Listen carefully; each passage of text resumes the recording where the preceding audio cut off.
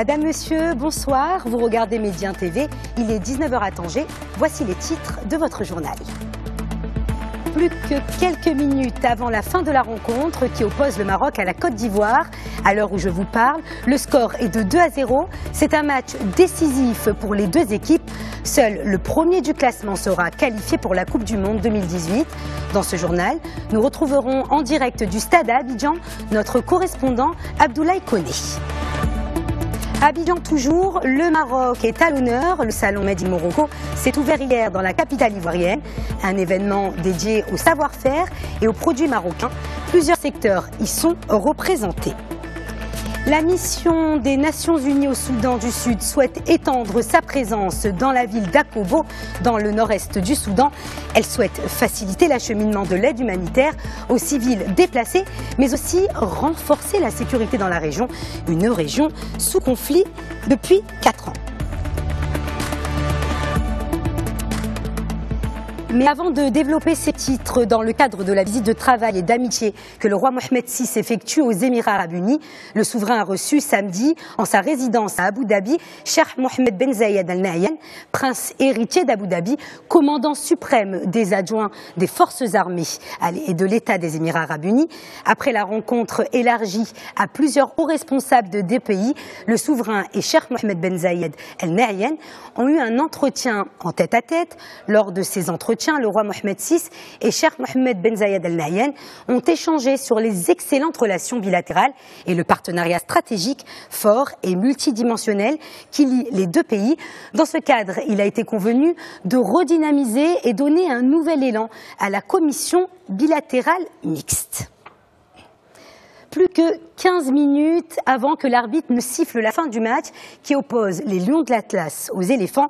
Au moment où je vous parle, le score est de 2-0 en faveur du Maroc. Le Maroc et la Côte d'Ivoire jouent leur qualification en Coupe du Monde. Rappelons que le Maroc, leader de son groupe, a juste besoin d'un match nul pour valider son ticket pour la Russie. Donc je vous le disais, nous sommes à quelques minutes de la fin de la rencontre et nous retrouvons en direct du stade Félix Houphouët-Boigny, notre correspondant Abdoulaye Koné. Alors bonjour Abdoulaye. Abdoulaye, comment est vécu justement le dernier quart d'heure de cette rencontre? Alors bonsoir, le match se joue ici à Abidjan entre le Maroc et la Côte d'Ivoire. Le Maroc qui mène au score en ce moment par 2-0, qui a ouvert le score d'une tête déviée, signé Nabil Dirar à la 24e minute. Et le deuxième but est venu 5 minutes plus tard, signé par Mehdi Benassia. Il faut dire qu'à aucun moment la Côte d'Ivoire ne s'est montrée entreprenante dans ce match à coup près. Un match qui met en jeu un seul ticket pour la Coupe du Monde 2018 en Russie. Et le Maroc justement qui mène au score, un score mérité. Alors, décrivez-nous un petit peu l'ambiance dans les gradins, vous qui êtes si près du public. Alors, très belle ambiance ici à Abidjan.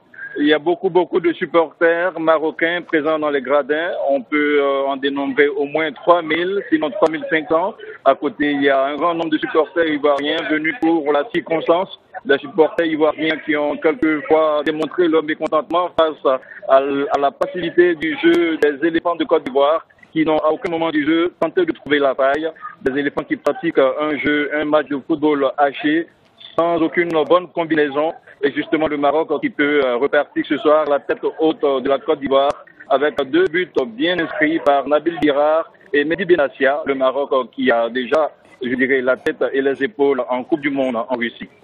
Merci Abdoulaye Koné. On vous retrouve à la fin de cette édition.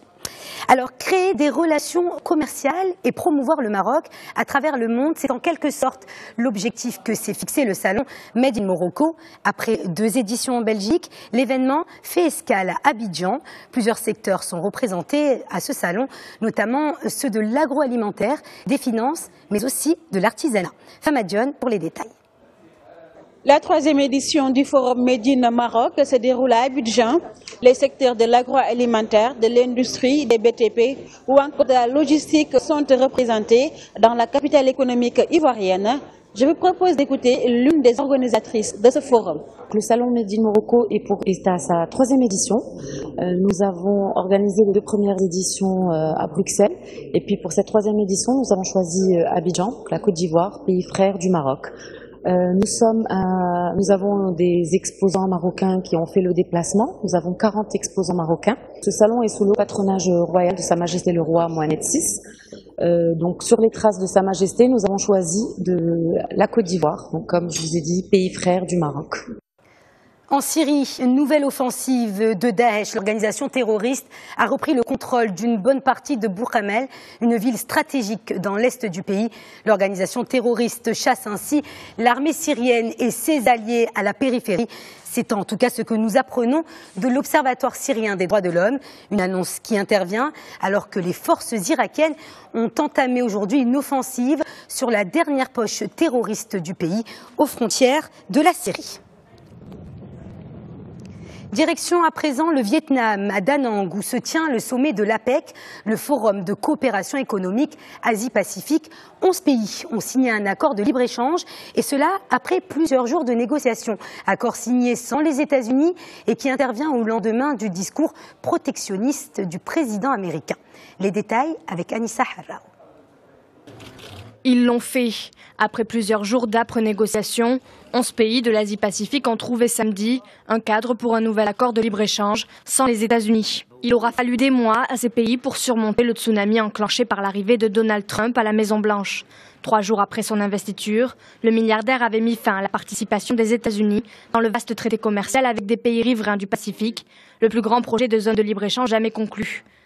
Vu comme un contrepoids à l'influence grandissante de la Chine, ce traité avait été signé en 2015, après des années de difficiles négociations par 12 pays d'Asie-Pacifique, représentant 40% de l'économie mondiale. Sans les États-Unis, le nouveau traité ne représente que 13% de l'économie mondiale.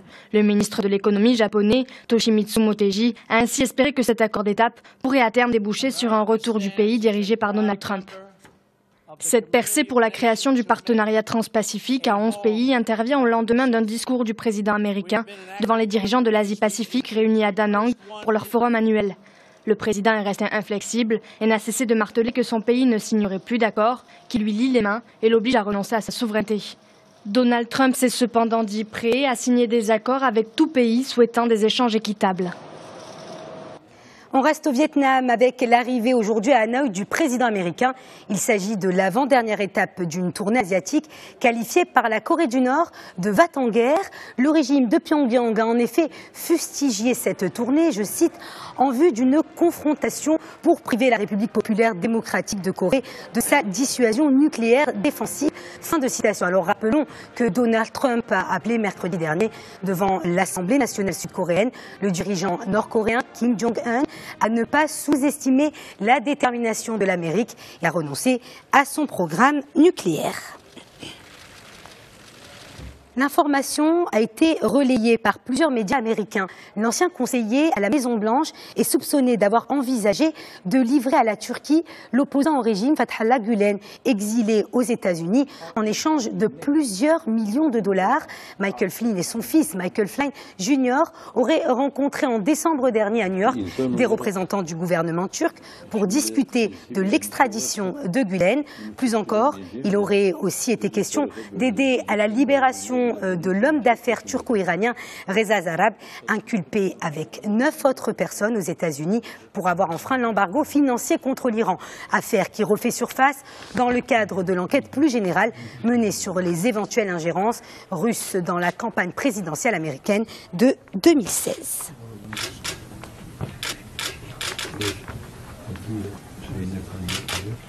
Je vous le disais en titre, la mission des Nations Unies au Soudan du Sud souhaite étendre sa présence dans la ville d'Akobo, dans le nord-est du Soudan. La mission de l'ONU compte en effet faciliter l'acheminement de l'aide humanitaire vers les civils déplacés et renforcer la sécurité dans la région.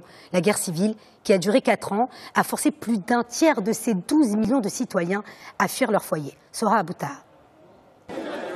Atteindre les personnes vulnérables dans les régions les plus reculées du Sud-Soudan. C'est le défi que s'est lancé la mission de maintien de la paix des Nations Unies. L'agence cherche des moyens d'étendre sa présence à Akobo, petite ville proche de la frontière éthiopienne. Environ 71 000 personnes déplacées vivent actuellement à Akobo et dans les environs. après avoir fui les combats entre l'armée populaire de libération du Soudan et les forces de l'opposition dans le nord-est. Je pense qu'une présence ici serait très utile pour nous. Alors nous avons discuté avec le commissaire du comté, avec beaucoup d'autres fonctionnaires ici, pour voir ce qui pourrait être le plus approprié. Nous regardons quelles sont les options disponibles pour que nous puissions étendre notre présence, donner une valeur ajoutée à ce qui se passe ici. Après avoir obtenu son indépendance en 2011, le Soudan du Sud a été plongé dans une violente guerre civile en 2013, après que le président Salva Kiir ait limogé son adjoint Riek Machar. Un conflit essentiellement basé sur des critères ethniques qui a plongé certaines parties de ce pays producteur de pétrole dans la famine, paralysé les services publics et forcé un quart de la population, soit 3 millions de personnes à fuir leur foyer. Par le passé, la mission de l'ONU au Soudan du Sud a exploité une base à Akobo. Celle-ci a été fermée après une attaque survenue en décembre 2013, au cours de laquelle 2 casques bleus indiens et 30 civils ont été tués. Voilà pour l'essentiel de l'actualité. Merci pour votre fidélité. L'information se poursuit sur Média TV et sur notre site internet. Je vous rappelle qu'il y a toujours 2-0 en faveur du Maroc. On retrouvera d'ailleurs Abdoulaye Koné à 19h30. Bonne soirée.